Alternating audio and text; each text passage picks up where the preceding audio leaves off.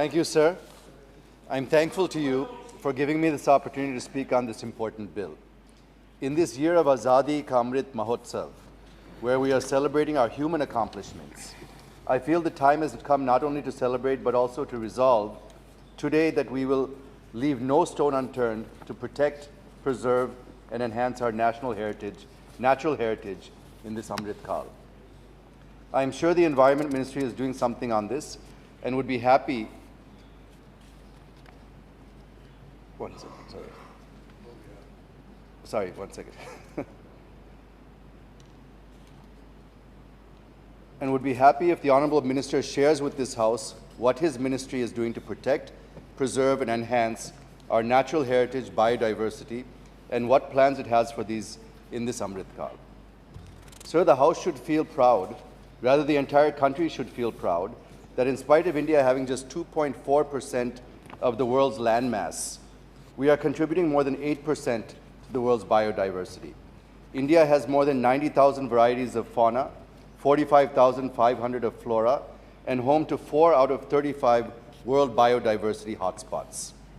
But at the same time, if we don't act or become blind to what is happening during the last 20 to 25 years, our advantage in our conservation story would become a sad story indeed. I'm saying this because we are one of the top 20 countries in wildlife trafficking as well. We have seen nearly 25 species of fauna and flora become extinct, and more than 100 species are currently endangered. With these preliminary submissions, since time at my disposal is very limited, I wish to directly come to the bill and share my views with the hope that the Honourable Minister would peruse them and take remedial measures.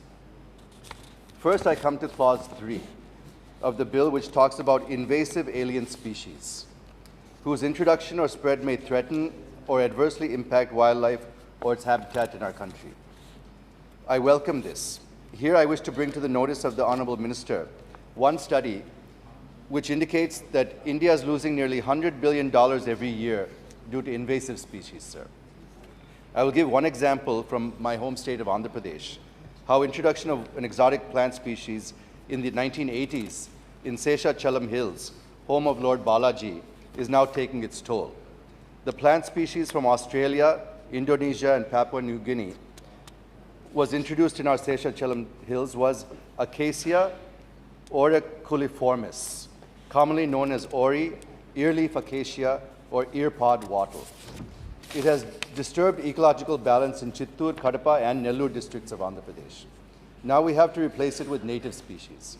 Otherwise, the entire biosphere of Seshachalam, which is home to several endemic plants like red sanders, cycas, etc., would be destroyed.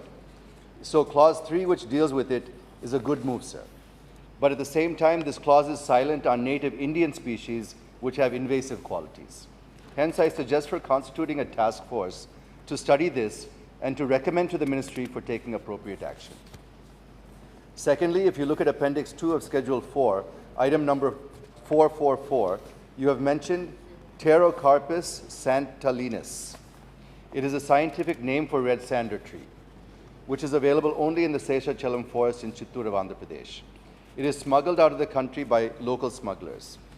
You might have seen, if you saw the movie Pushpa recently, it depicted these type of scenes, sir. Sir, it is smuggled out of the country, and any action for smuggling of red sanders is under the Customs Act and not under the Wildlife Protection Act. It is because this tree is not a scheduled species, sir. So I suggest for consideration of the Honourable Minister to include red sanders under relevant schedule, which helps to take action under this legislation. Thereby, we can reduce smuggling and save red sanders from extinction. The next point I wish to make is about transfer of live elephants under Clause 27. Many honourable members have spoken about it. I am with the government when elephants are sold or given for performing some rituals at temples. But all I wish to say is that care should be taken against the unscientific management and apathetic treatment of elephants by administration, mahouts, and others. I am worried because 29 captive elephants died in 2021, and in 6 months of this year, 3 elephants have died in captivity. I suggest that the government should issue strict guidelines and also create some inspection mechanism for regular checks and taking punitive action for any violation of those guidelines. Now I come to Clause 62 of the bill, which empowers the government of India to declare any animal as vermin, as the Honorable just mentioned a while ago. Sir, we call vermin as nuisance animals, as they destroy our crops, kill livestock, and spread diseases. It does not mean that we kill them left and right. Nothing has been mentioned in the clause on the process to be followed to identify which animals are vermin. No transparent and accountable process based on ecological and social evidence has been prescribed.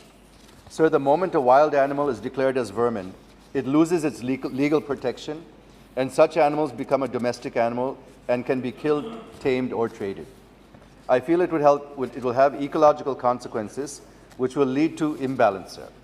Secondly, even the Supreme Court in Animal Wildlife Board of India versus A. Nagaraja case in 2014 categorically held that every species has the right to life and security with some intrinsic worth, honor, and dignity.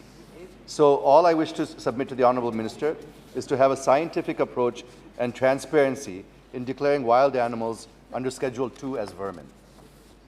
The bill proposes to increase penalties for general violations from 25,000 to 1 lakh and violation against specially protected animals from 10,000 to 25,000.